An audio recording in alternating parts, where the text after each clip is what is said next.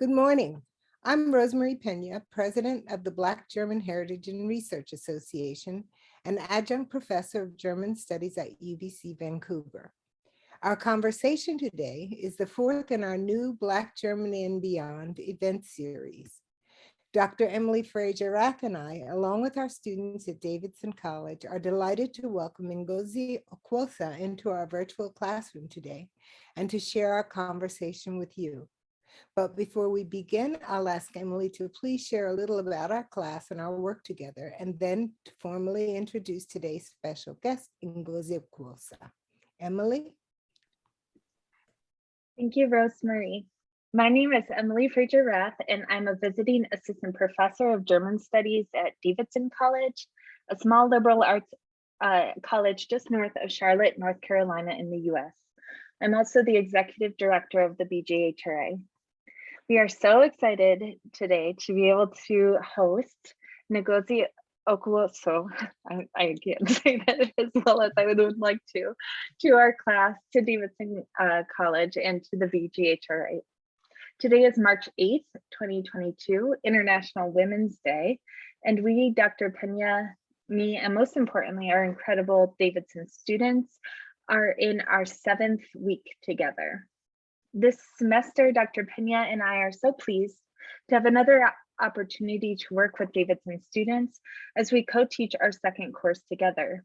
German 351, or Race, Gender, Migration, asks us to employ a critical lens informed by Black German studies to questions of migration, belonging, and identity. As these big human topics intersect with Germany, Austria, and Switzerland, with the German-speaking world, and with the lives and experiences of the global Black German community. This class, like its predecessor last semester, consists of 3 parts. It is first an exploration of the aforementioned themes as they are or could be handled in the field of Black German studies. Second, it is a community-based learning course. We support the BJHRA through our work and will feature our final projects, as our students did last semester, on the BJHRA archive. And third, it is most importantly an opportunity for students, and through these recordings, our broader BJHRA and Davidson communities, to speak with people whose lives and work intersect with, influence, shape, and inform Black German studies.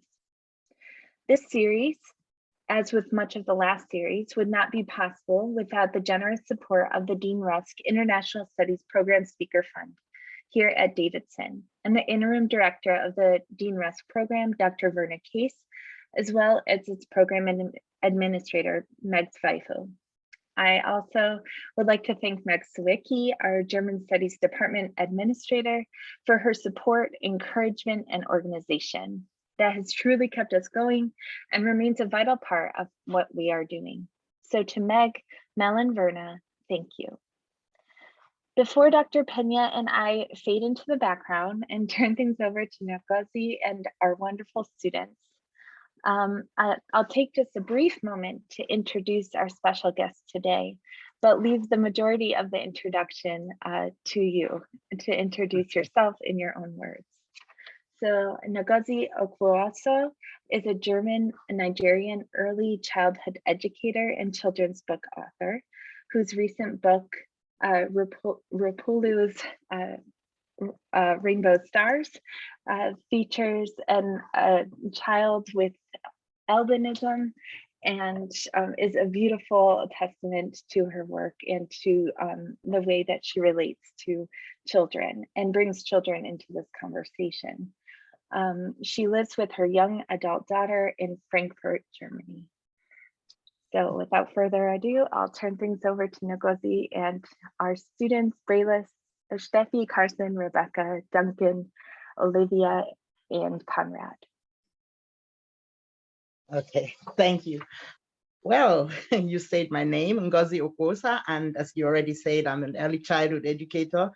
I work in the kindergarten, basically, here in Germany, in Frankfurt, and I greet you all.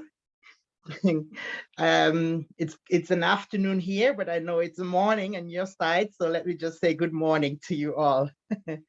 Yeah, I wrote a picture book Here, this is how it looks. Rapulu's Rainbow Stars is the title of the book. And the main character in the book is a little boy with albinism. I wanted to talk about my experience of writing this book and how I came up with the idea to write the book. And I know I talked a little bit about it in the conference, but I wanted to go a bit deeper and talk about how I developed passion to write this kind of a book.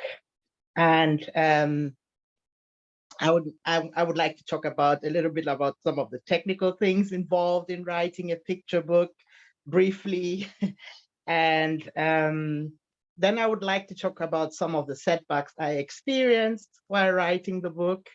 And then I would like to talk about where the journey may go, some of the projects I'm intending to go into, and the group that I'm working with that comprises of a lot of Black German people. Yeah, then I would like to show some of the pages of Rapulu's Rainbow Stars and read some parts of it. And I have a music video because Rapulu's Rainbow Stars has inspired a lot of music. And one of those songs I would love to share it with you if we have time for that. And after that, we can do some questions and answers and discourse. Yeah, so let me go into it.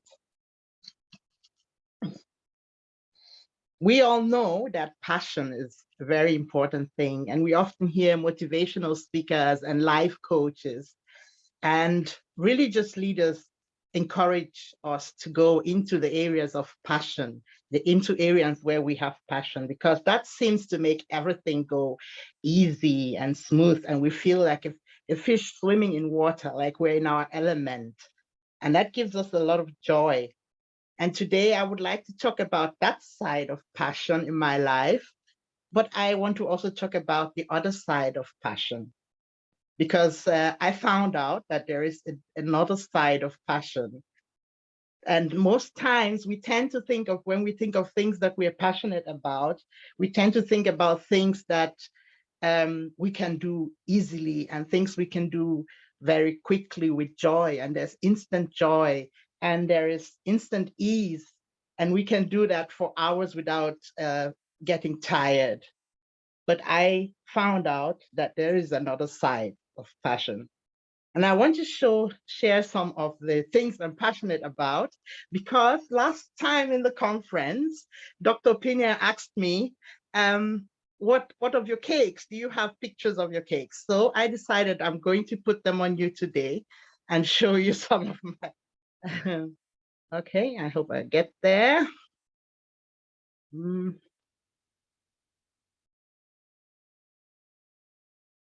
Is it the easy side of passion? Here you can see a cake I made with a lot of fruits. All of those fruits are cake. I made it for a church anniversary. Then this is another cake I made. An African lady with this lovely hair, and all of the hairs are little cupcakes. And I actually sculpted all of this face out of cake. And I'm sure some of you would know this. This is the gauntlet in the Infinity movie. And I made this also for the son of a friend of mine. And of course, I made some Versace handbag. I made some wedding cakes for friends. Yeah, and something else I'm passionate about and is I love to draw. And I love to be creative. You know, when you're a kindergarten teacher and you're working with children, then getting them to do creative things, craft works, and all of that really is a plus. Yeah, these are African laptops I drew. I think that's about it. Let me find you. So, okay. How do I get back to you? Hello? You want to stop sharing your screen? Yes. Where it says share screen, Okay. It you went can off. say stop sharing. It's hobbies and things like that that we're passionate about that are fun to do and ease, and we love it. We can do that for hours. But when I when I came up with writing the book Rapulu's Rainbow Stars, I discovered a different type of passion. It's like the kind of passion that astronauts relate to, because I heard that astronauts like to land on one side of the moon, and that's the side of the moon that is pointing to the Earth. They don't like to go to the dark side of it. So that's why I like to call it the other side of passion, like the other side of moon that is away from the Earth. It's not close to the things we enjoy doing or the things we are used to. But they are actually the things that pull us out of our comfort zone and take us into things that are greater than us. They kind of get us into fields where we develop and we grow. And most times they also involve us connecting with other people and getting other people involved. So in order to show how that happened to me, I want to read a post by my friend, Rapulu Oranale. I asked him if I could share this with us, and he permitted me to do that. So this was a Facebook post that he made on the May the 19th, 2020. And this is the post that inspired me to write Rapulu's Rainbow Stars. So I'm going to just read it down. It's a bit longer, but I feel it's good to hear it in his words than if I just tell you what he wrote. Okay, so let's go. Walk with me a little bit. I want to share something with you. When I was in primary school, just like most persons with albinism, I had a horrible sight vision ability. I didn't sit with my classmates. I had to sit right in front of the class on a special seat made for me. It meant that just by sitting arrangement, I was alone. But this just wasn't the only issue. My teachers and classmates always made fun of me. Whenever I stepped out of line, my teachers would always tell me how I'm going to turn red if they flogged me. My classmates somehow found this hilarious. And what it meant was that anytime I had an issue with someone, they are either going to say something about my eyesight or how I'm going to turn red at the slightest provocation. This kept going on up into secondary school and my university years. People still do that to me today. When I get into the society after school, at every corner, I always meet a group of children singing to me, chanting about my skin color, asking if I could see them. I had adults who stopped me and gave me something to read or point at something for me to check if I can see it, just for their personal amusement or curiosity. A lot of people will think that this would have stopped a long time ago, but it hasn't. Most, if not, not all persons with albinism still go through the same issues in one form or the other. The issue I had in primary school some 20 years ago, kids with albinism are still going through the same today. Nothing has happened and nothing has changed. Not then, not now. Here on Facebook, I get sexualized on a daily basis in my inbox by people who should know better. A lot of times I wonder what my sisters go through. Just for you to know, Rapulu has 2 other sisters with albinism. If I, as a man, go through this type of stuff, then I wonder what my sisters would be experiencing. No wonder they are not found on social media. You wonder that, and then wonder what would be the circumstances for people who are not possibly as confident or as good looking as I am. Because people like me represent only 5% of the over 20 million persons with albinism in Nigeria. Sorry, the over 2 million persons with albinism in Nigeria. The funny thing is that a lot of people will tell you that they are not discriminatory about us, but they watch it happen. They witness it and they say nothing. Business as usual. 13th of June is the International Albinism Awareness Day. And as always, I will join millions of persons with albinism all over the world to ask you to speak up and speak against physical and social discrimination against us. I witnessed something that made me really sad this evening, but it shouldn't make me sad any longer because we get this kind of treatment all the time. May you do better.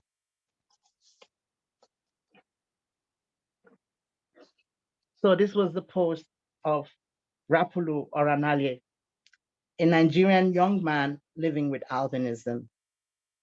And when I read the post, I was so touched in a very deep way. I remember growing up in Nigeria, seeing children with albinism being, laughed at and excluded in many ways. And I thought over time, this should have stopped. And reading his post made me understand that it's still going on. Under his post, there were a lot of comments of young people with albinism saying that they don't get a job. Even after university, nobody believes that they could work hard or they could represent a company.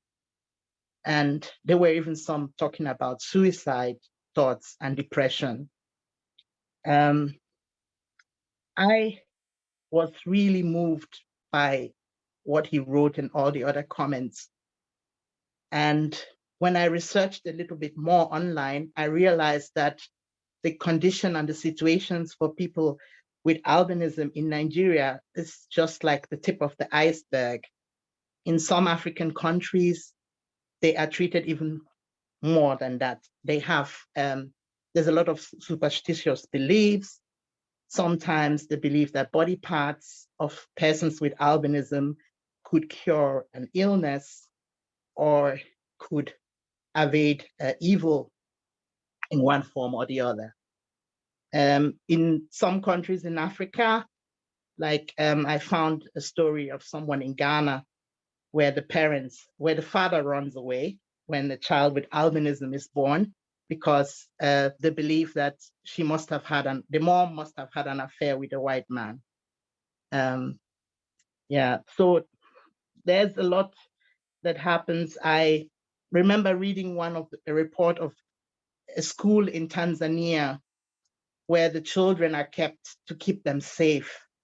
But the parents drop off their children there and they don't pick them up for Christmas. They don't ever pick them up for holidays. So the children live there permanently in hostels. And the greatest wish they have is always, I wish my parents would come and pick me up and take me home once in a while. So I have cried a lot of tears during my research on this topic. And I have also spoken to a lot of people with albinism in different African countries, and I've made new friends.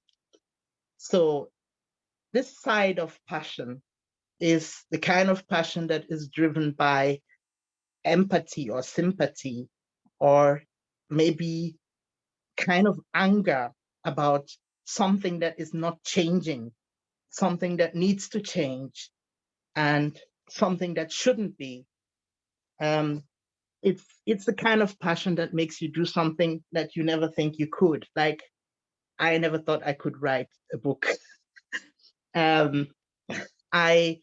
What I did was I was looking for a book to give to Rapulu to give to children or to read in classes, because he started going to schools, and especially in classes where there are new kids coming in with albinism, he would try to build a bridge, and I thought it would be great if he had a storybook to take along and read to the children or to give to the teacher, because often the Nigerian teachers are not trained in the area of special education or how to integrate a child that is different in a class. So I wanted to give him a storybook, but I didn't find any. I went to all the popular platforms to see if I can just order one, send it to him, and then I'm done. Would have been so easy, but I didn't see any book. So I decided to do a competition online, and I got people to I fixed an award. And I thought I could get people that can write to write a story for children that have albinism. Unfortunately, the turn-up wasn't great. I think we had 3 ladies that wrote something, and the stories were not really child appropriate. The main character was mostly like the parents, they wished to have a child, and then the child happened to have albinism.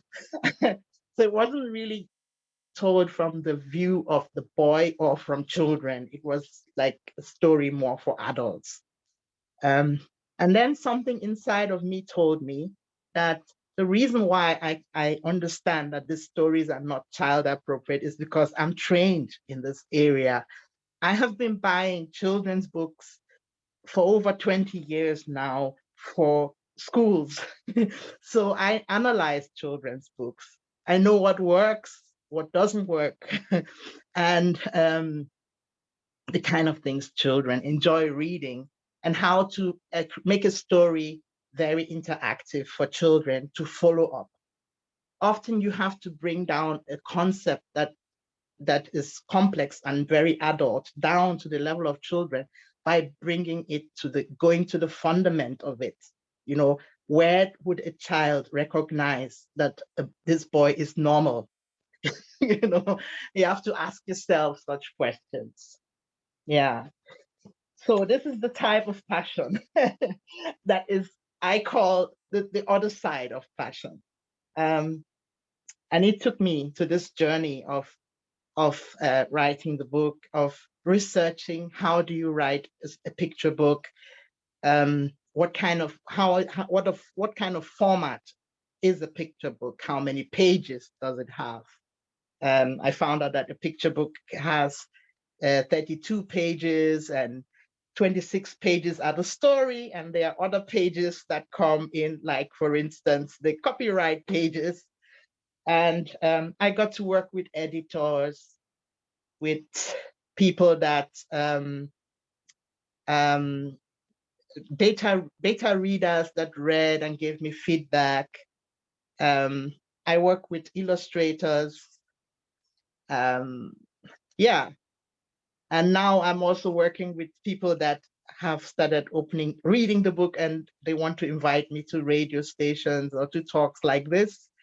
So I would say that the book has taken me out of the usual, my usual thing, as I would just be a kindergarten teacher and not talking to you here today. So that's what the other side of passion did for my life. I would love to show you some more pictures, and I hope with this time I would come back to you. Let me see. I have. Okay.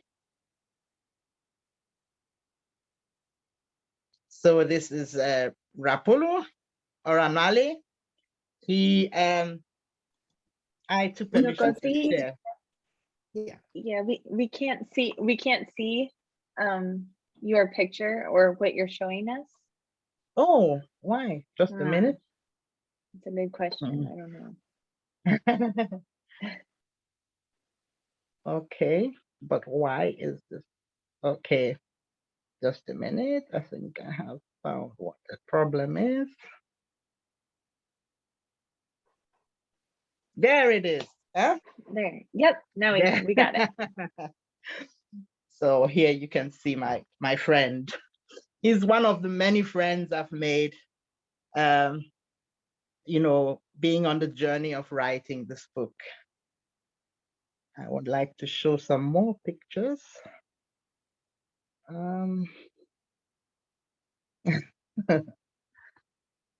Okay. Why is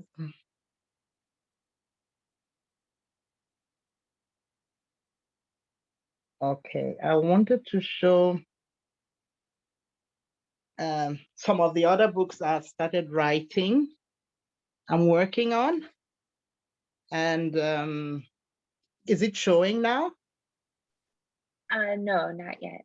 No. Not yet. I'm sorry. It's okay. Oh, there we go. Oh, we just saw the birds. Okay.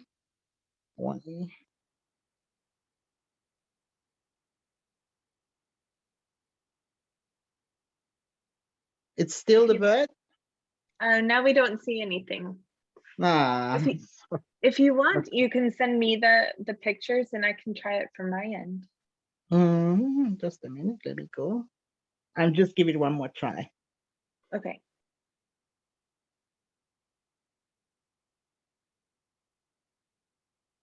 It's not showing. And I don't know why.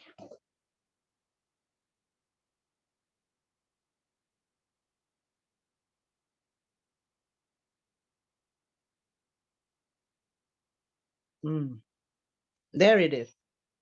Okay. Can you see it now? Yep. Now we see that it. is that is the logo of this Zekibo. It belongs to we are like a group of people that Black German people that want to promote more books with Black children in them. And some of us are authors, some are illustrators, some are translators and all kinds of things, and some are just passionate about picture books. So we started this over a year ago, and we've been encouraging people that are writing books with Black children in them here in Germany. And we are trying to find ways of going into the publishing company to talk to publishers. And we offer some courses for people who are writing books, because we really want to encourage Black German people to write children's books with Black characters in them and Black families. I don't know why. I'm sorry, because it's supposed to show more than just that. Okay.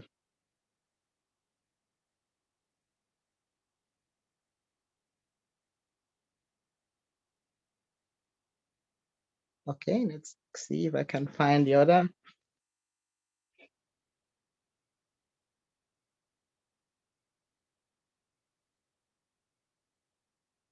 I don't know why this is not opening here, because it's supposed to. Yeah, it's strange. It's very strange. I go on it and I click on it and it's supposed to share with and then it just shows one thing and that's it. Can you But there are click more. to turn to the next one? Okay. There you go. I got it. Okay. The other book I'm working on to bring out before Christmas is Mike and Malaika. It's a picture book about a Black German girl and a boy.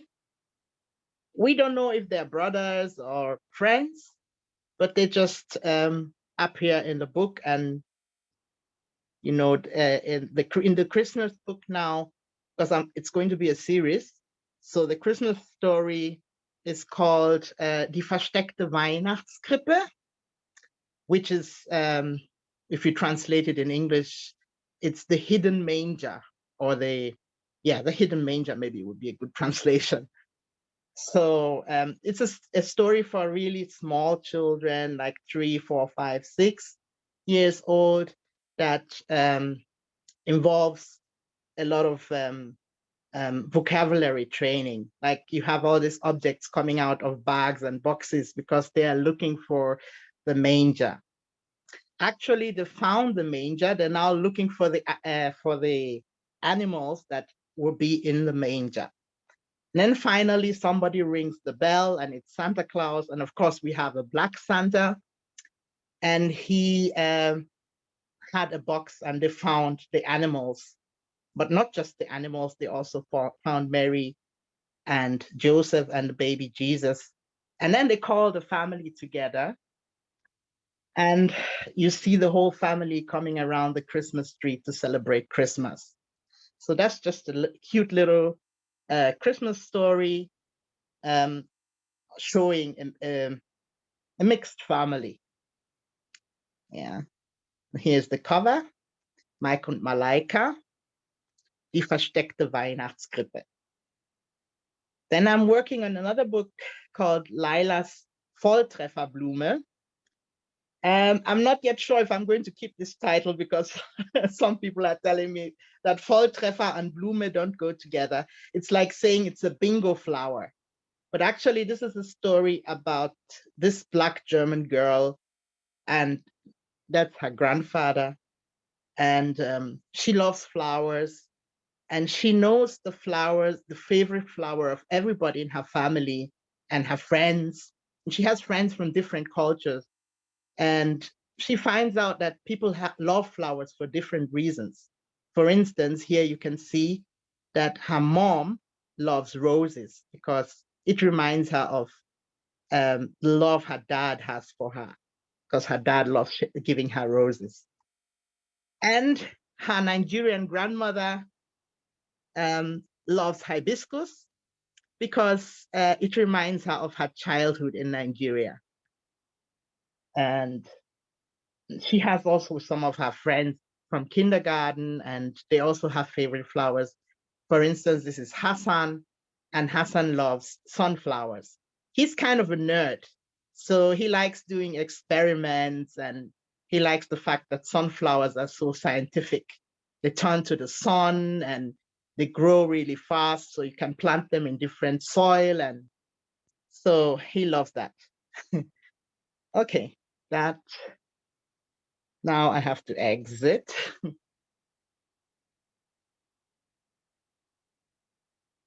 Wow, I think I got it this time. Here we are.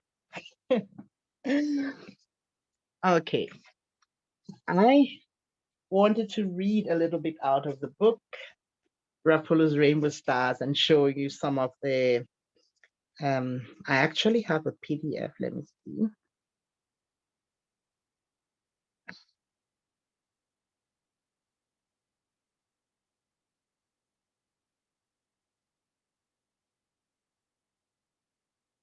It should be. It's called German Interior, but it's the English one. It's taking a bit of time to load. That's what I realized.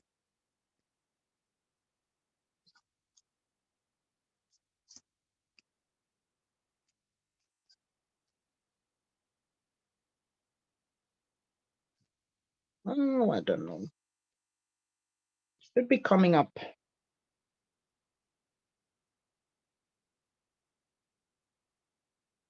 Let me see what happened.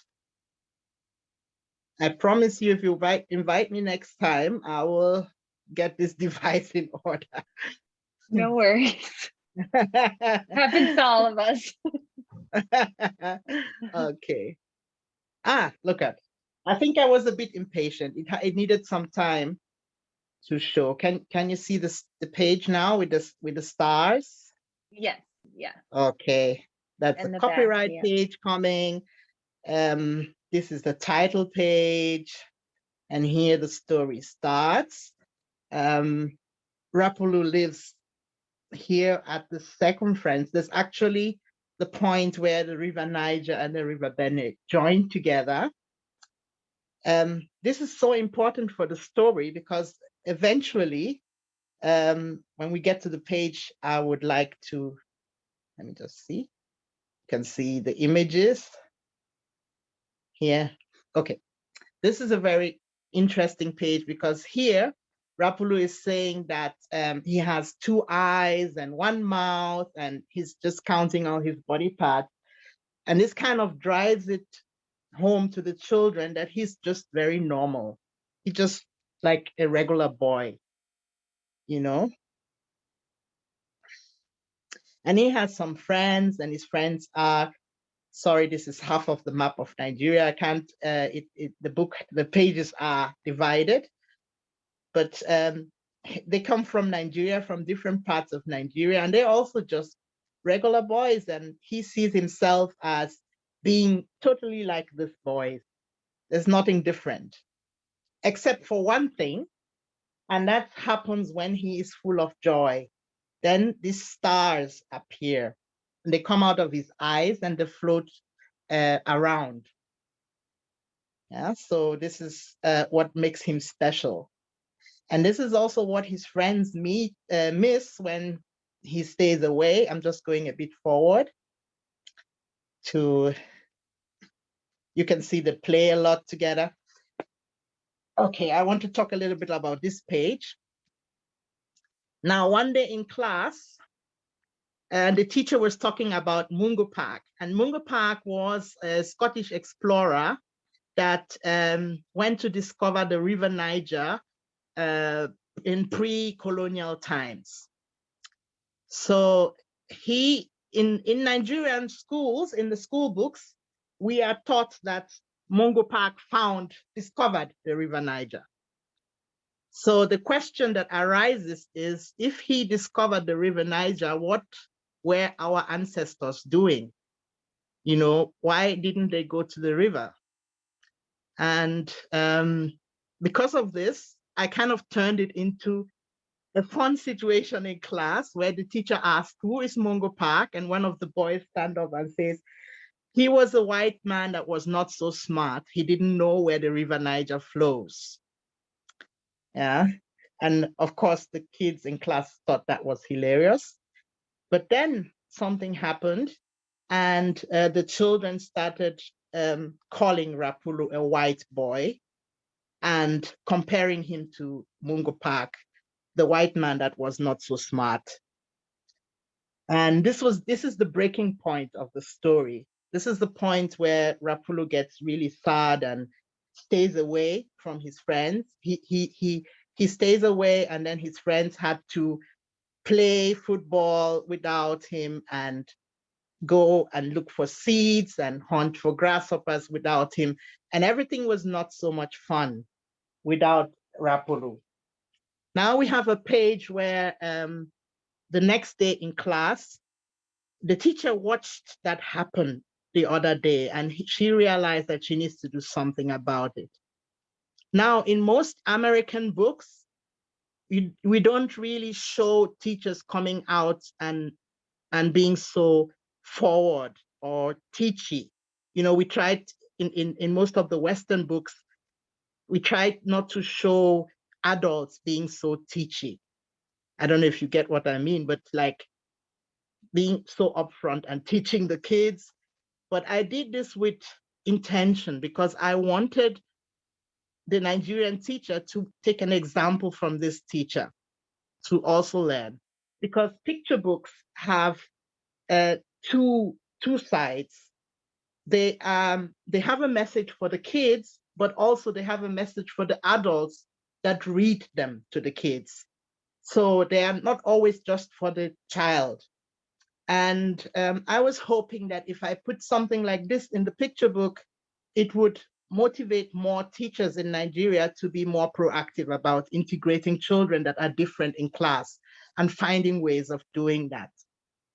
So in this particular page, we can see the kids in class, and the teacher, Mrs. Abo, comes in with 2 eggs, a brown egg and a white egg. And she starts to talk to the children. And she asks the children what she's holding. And one of the boys says that those are 2 eggs. One is brown, one is white. Very good, says Miss Abo. I want to tell you something about Rapulu, she continues. Rapulu has albinism. That is why he has pale skin, lighter eyes, and fair hair. He was born that way, just like this egg came out white. And you all were born with your darker skin color, just like this egg came out brown. Now let us peel them away. Let's peel away the shell. And then, of course, the teacher peels the shell, and you can see the shell on the eggs on the plate. The kids were amazed. You see, children, the inside of the 2 eggs are the same. So also, all humans are the same on the inside. No matter our skin color, we can all be great if we use what we have inside of us. So that's this was what made the boys to think about going to visit Rapulu because they missed him. And here we can see where the boys are in Rapulu's room, and they asked him to come out to play with them. And you could see that he's in bed and he's feeling sick. But when they said, come out and play with us, he kind of got over his mood and jumped out of bed and put on his clothes. And he put some sunscreen lotion on and a hat, and he was ready to go. And then at the end, he says, as they dash out of the room, listen very carefully, and you will hear him say, I am Rapulu, a normal boy with wonderful friends. Oh, what joy, rainbow star joy. And that's the end of the story.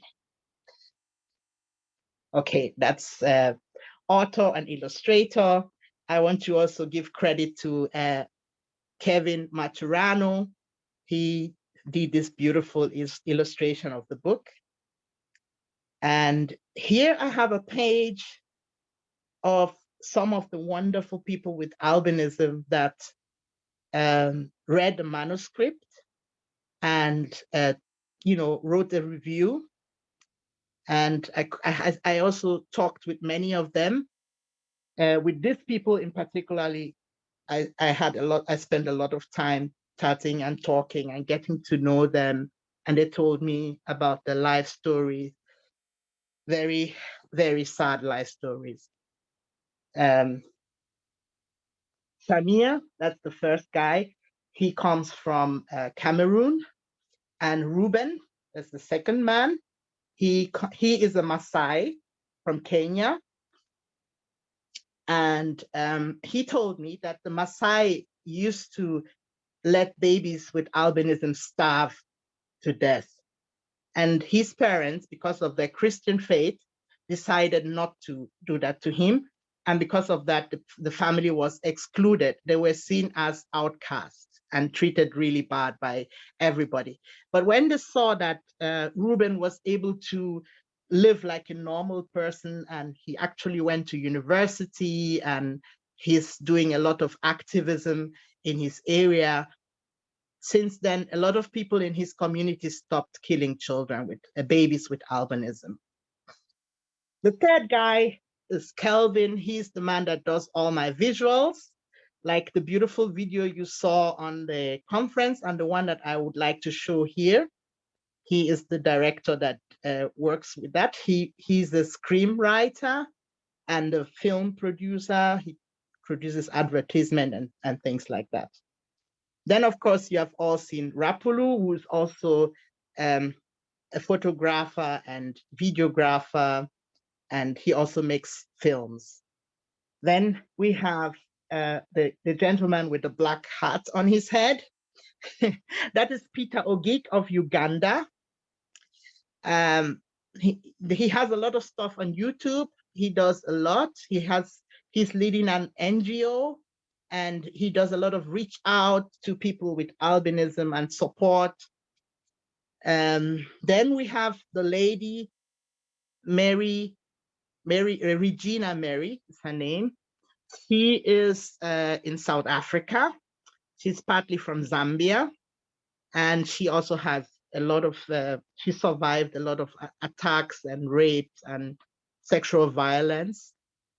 But now she is a model and a presenter. She has her own show on YouTube. There's a show called Voice of Albinism. So she's such a beautiful person to know.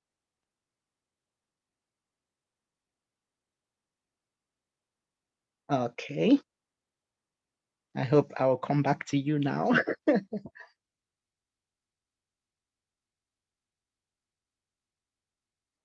Are you with me? I don't see your video. That, Oh, there there I am. Okay. I have said everything that is on my heart to share with you. And I have the music video. I started writing songs for children in Nigeria and in Africa, if possibly, because I feel songs also drives the message home. And many times we don't really have a lot of media for children, songs and stories and films. Often the African children watch adult stuff. And I'm not very happy about that. As a kindergarten teacher, I find some of those films not really appropriate for children. But that's not just the only thing. The other thing is that there should be more things that are also educational, that could help children, that will support them in whatever they're going through in life and encourage them to be better persons.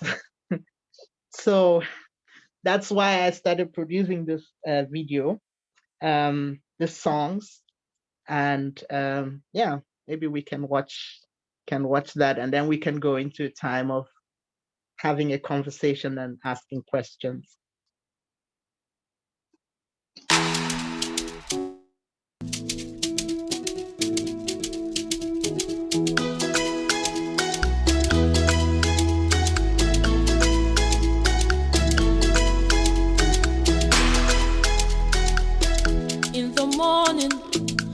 Of you, my friend, how you understand me, it gives me joy.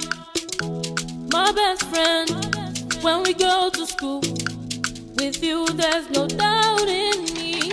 You're the color that I see, you're the friend that I have. With you I'll always be alright. When I wake up in the morning, rainbows are joy.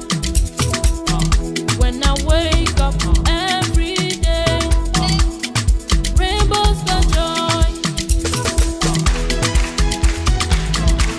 Oh na na na na na. Oh na na na na na. Oh na na na na na.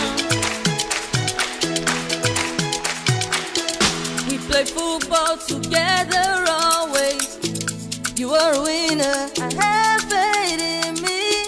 You are my best friend.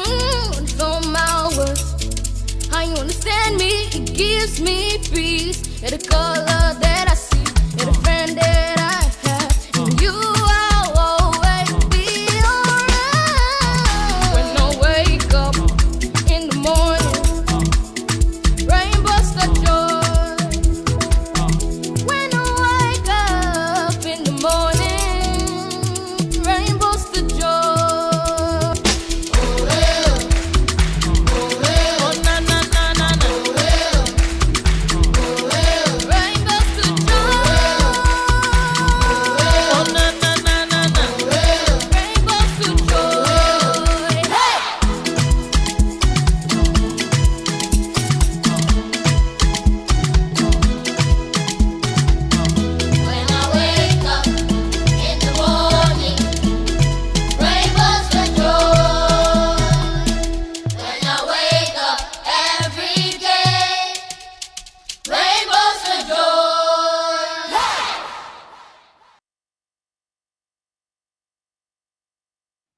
Okay, I didn't see it. I think my system is a bit slow, but I hope the others saw the video.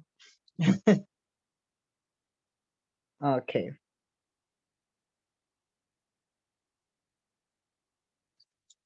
Yeah. I'll be happy to receive questions or reactions, response in any way. Yes, thank you so much. Rebecca, go for it. Yeah, thank you. So you talked a little bit about your inspiration for writing Rapulu's book, but what was your inspiration for writing these next two books that you're working on? Yeah.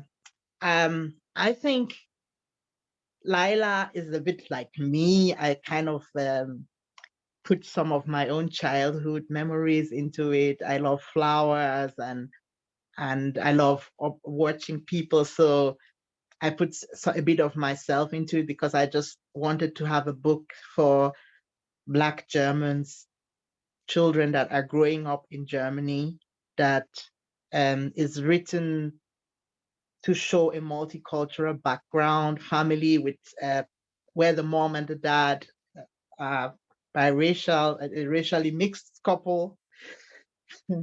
So that's what motivated me to do that, because there are not really much books like that in Germany. And if we find any, they're usually translated from English, either from America or Britain, and sometimes then the culture is not exactly the German culture that is represented there. Like I used the example of maybe the kids go into a yellow bus, school bus, and we don't have yellow school buses in Germany, or they eat pancakes, breakfast, which is typical American, and some other minor things. So I just wanted to have something that will present the German way of life, but then with a multicultural influence in it. Yeah.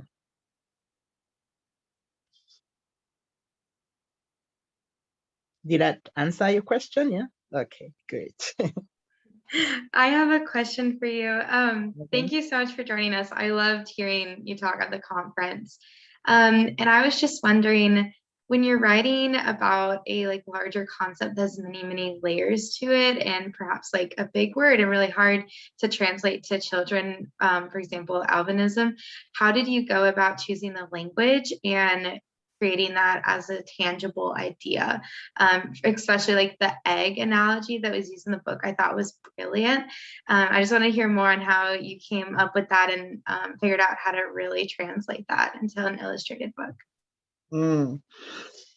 Yeah, it's sometimes you really have to deliberate on things for a while. You really have to sit on it and think about it, and then take it down to the basics. Bring down the concept in a basic way. And children are usually very tactile and holistic. They like to see it happen.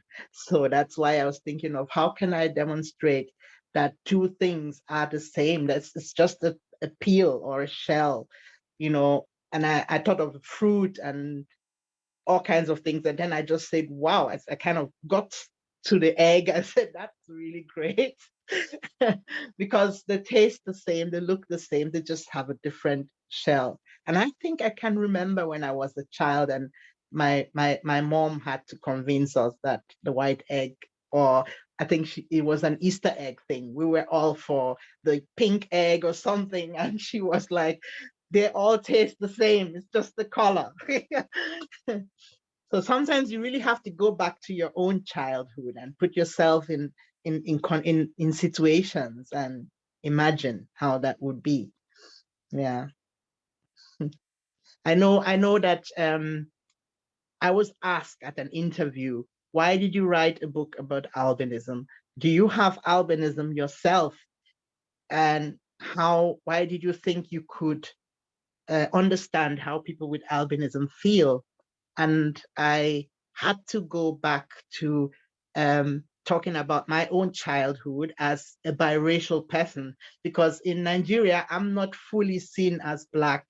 And because of that, often I had to defend my Blackness. So I know how painful that can be when you are excluded because of your skin color. And of course, people with albinism have that much, much more.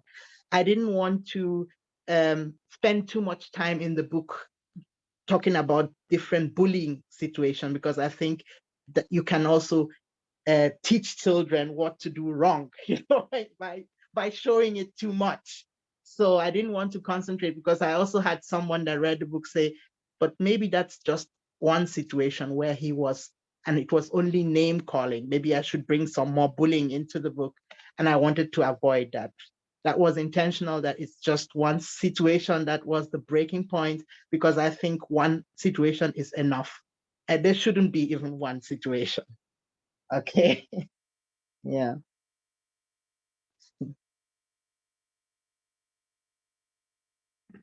I had a question. You mentioned that when you first wrote Rapulu's Rainbow Stars, that you did like a lot of research about how children's books should be written. You mentioned that they should be like 32 pages with like a certain amount, the actual story. So I was wondering if that's ever felt kind of like restraining to you with the next books that you're reading or the next books that you're writing, and also like if you've ever had like conflicts with your editors or publishers about like how the book should be, if that's ever kind of like restricted your own creative process. Yeah, there are some formats about on what, when a book is called a picture book and when it's called a chapter book. There's some of these standard formats, and many times it has something to do with the printing process. They are usually in pages of 8. They always have to be 8 pages. So you can do a picture book with 18 pages, but of course that's really small. Most picture books have 32 pages, and some have more, but it's always in 8. And then of course it starts getting too much for children in kindergarten age. The standards of words count is between 500 and 1,000 words, and 1,000 words is already a lot. You have to cut down and go towards 500 words. It's not easy, but that's the art of it. Many times people think, oh, that's a small little story. I mean, I can write a storybook, but then they sit down and realize that it's not as easy as that, because the art of it is to get it down, reduce the words. And why it's so is because usually picture books are read in one sitting. It's not like a novel that you read, or a chapter book that you read over days.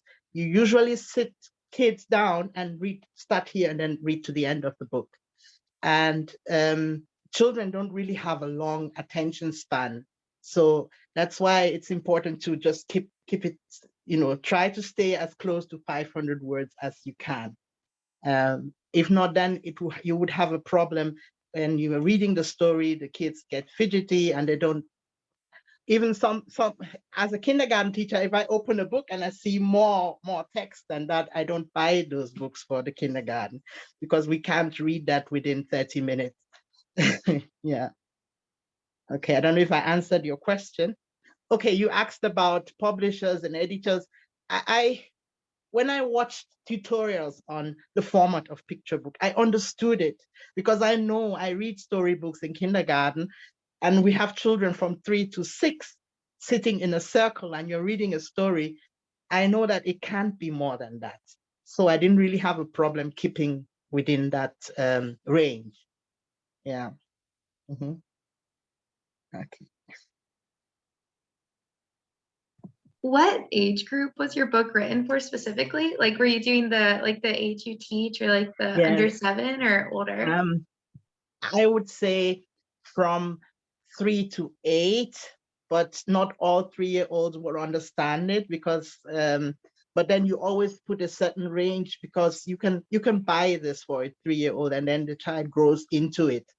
But I would say 4 probably would do better. 4 to 8. I have a question. So, as a mom of a 6-year-old, she just turned 6 this past weekend, and in kindergarten, I appreciated that piece about the book is not only teaching kids but also teaching parents or educators or other the adults in people's lives. And I've noticed that recently in some of the shows that my daughter watches and some of the books coming in there a little bit more. I was wondering if you could talk a bit about that, but really from the perspective of the reception of the book by kids and then by educators and parents. Yeah, I am, unfortunately, Rapulu's Rainbow Stars has not been distributed in Africa yet. I have given it to some friends, but I would love to mass print and get it at a price that people in Africa can afford. Right now, due to the fact that it's being printed here in Germany, the price of the book is too expensive. But I can see that that is going to influence teachers, because when you read that and you see how this teacher reacts, then you're like, wow, I can do that. I could get 2 eggs. That's why it was so important to me that it was something as basic as eggs that you can get anywhere, that can be used to demonstrate that in a class setting. I also have this vision of activists taking the book and going into some villages and just sitting children down and getting the eggs and reading it and demonstrating that with the eggs. So I thought that was such a beautiful thing to put in the book. Yeah, but I don't know if I answered your question. Sure. And I mean, have you, as a follow-up, have you read this book with your own class, or with your own kindergarteners or children in your life? The book is in English. We're working on the German copy, but I took it to school and the kids looked at the picture and I explained some of the things in it, and I have a mixed class of very international kids, and they love seeing books with Black children, and I make sure we have books with all colors in my class. And when I bring new books, they are there immediately to look at the illustrations and ask me questions. But I haven't really sat down with them to read it from A to Z because it's in English. And we have some really young ones now, just 3 that just came into the class. They will be totally lost if I do that.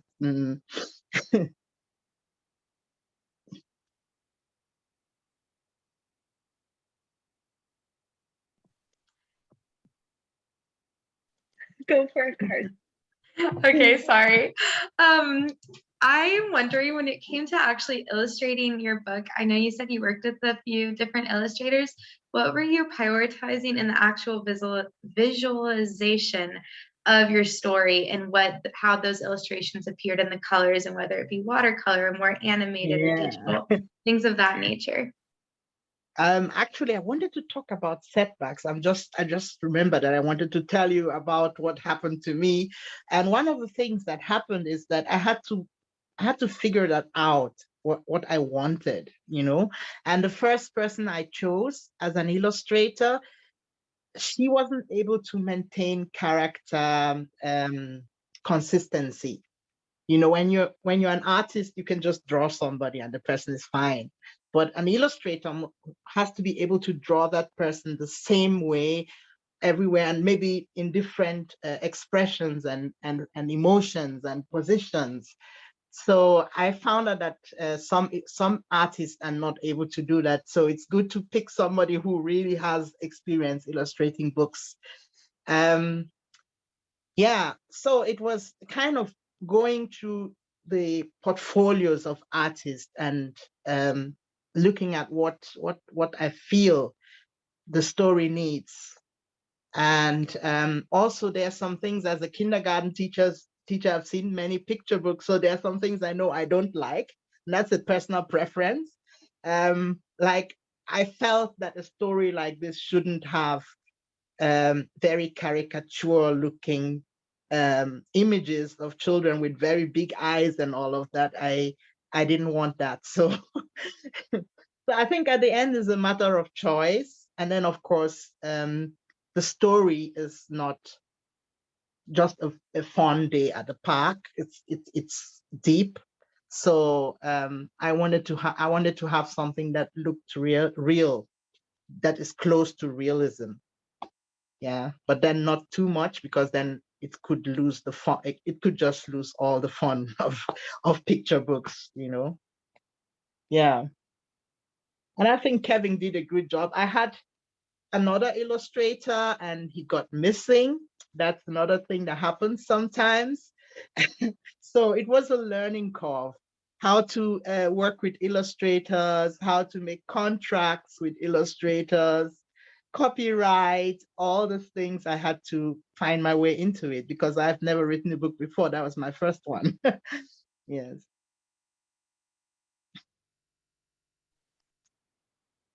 Maybe as a closing question, since class ends just here in a few minutes, could you tell us a little bit about where you see this book fitting in the general German Kinderbücher, like the general sort of what is that, landscape of children's literature in Germany, and then also in the African context?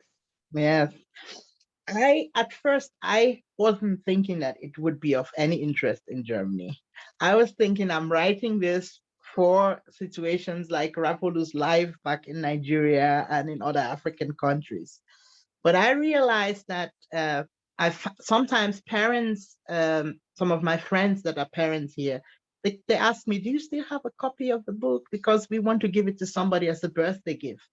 I think African children growing up in Germany can gain from having a story that is,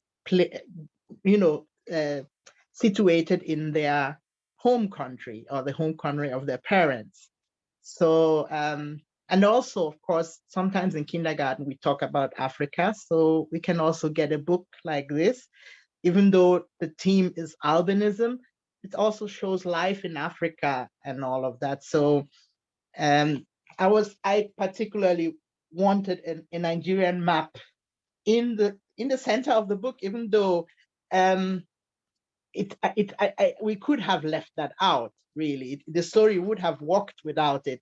But I wanted African children to have a map of Nigeria with the rivers and with some of the cities and things like that, and the people of the ethnic groups all around with the cultural wear.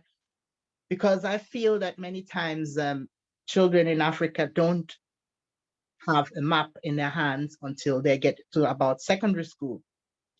And I find that to be very sad. I wanted them to have that. And that's why I intentionally put the map there in the book, so that any child that will get this book would have a map of Nigeria and know what, have some idea of what is on in Nigeria. Yes. Well, sadly, today our time has come to an end in Ngozi, and I know that we're going to have another conversation at some time soon with you. So I thank you for gracing us with your presence and wisdom today. Many thanks again to Emily, our students, and to Davidson College for making so many important conversations like these possible for us. Today's recording will soon join our flourishing collection on our YouTube channel at Black Germans. Our 10th anniversary conference recordings are also now online. Subscribe and turn on the notifications so that you will be advised as new ones are added. Sign up for our newsletter at bghra.org and follow us on Facebook, Twitter, Instagram, and Eventbrite for details about coming events. Join us on March 14th at 7 p.m. Eastern to learn what the post-war adoptions of Black Korean children have to do with Black Germans with Drs. Corey Graves and Silke Hackenisch, in conversation with my favorite adoption documentary filmmaker, Deanne Borchelian. Registrants are now able to stream her award-winning film Geographies of Kinship on Vimeo right now. We hope that you've enjoyed today's conversation as much as we have, and until next time, thank you for your time and attention.